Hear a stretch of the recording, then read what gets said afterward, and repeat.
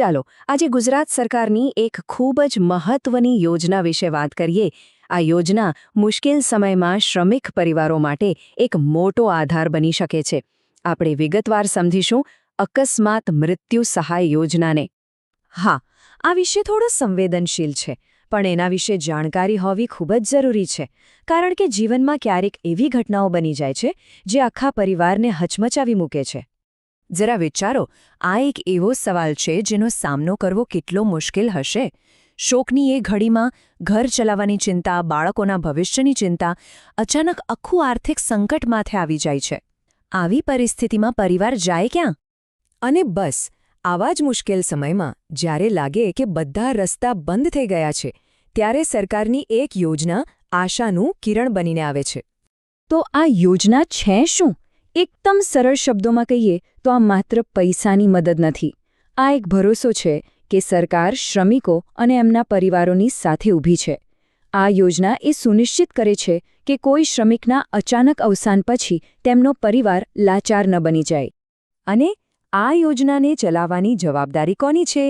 તો એ છે ગુજરાત સરકારના શ્રમ, કૌશલ્ય વિકાસ અને રોજગાર વિભાગની, જે ધ્યાન રાખે છે કે આ મદદ સાચા અને જરૂરિયાતમંદ લોકો સુધી સમયસર પહોંચી જાય।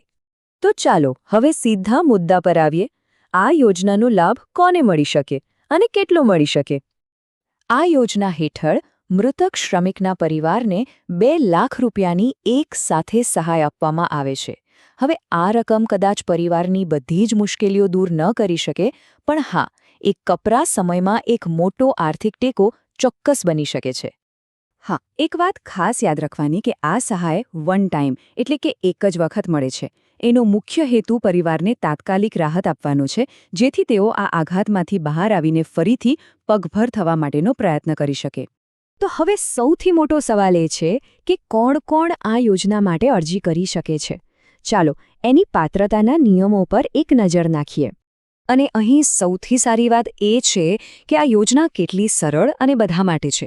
જો કોઈ આવક મર્યાદા નથી, કોઈ જ જ્ઞાતિનો ભેદભાવ નથી, બસ મૃતક વ્યક્તિ ગુજરાતના સંગઠિત ક્ષેત્રના શ્રમિક હોવા જોઈએ। વાત પૂરી। આટલું સિમ્પલ છે। ઓકે, તો પાત્રતા સમજાઈ ગઈ, પણ હવે સવાલ એ કે આ સહાય મેળવવા માટે અરજી કરવી કઈ રીતે? ચાલો એની પ્રોસેસ પણ સમજી લઈએ। આખી પ્રોસેસ છે ને એ એકદમ સિમ્પલ છે। મુખ્યત્વે બસ 2 જ સ્ટેપ છે। પહેલું, બધા જરૂરી ડોક્યુમેન્ટ્સ ભેગા કરવા, અને બીજું, ઓનલાઈન એપ્લિકેશન કરી દેવી। એક વાત સમજી લો, જો બધા જ કાગળો હાથમાં તૈયાર હોય ને, તો ઓનલાઈન અરજી કરવામાં 5-10 મિનિટથી વધારે સમય નથી લાગતો।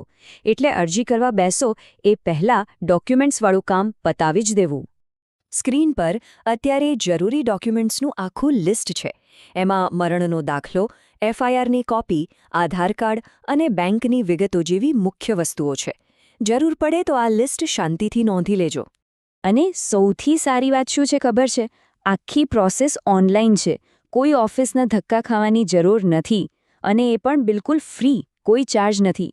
આનાથી આખી પ્રક્રિયા એકદમ પારદર્શક અને સરળ બની જાય છે।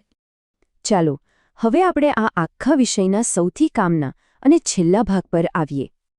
એક વાત મગજમાં બરાબર બેસાડી દેજો।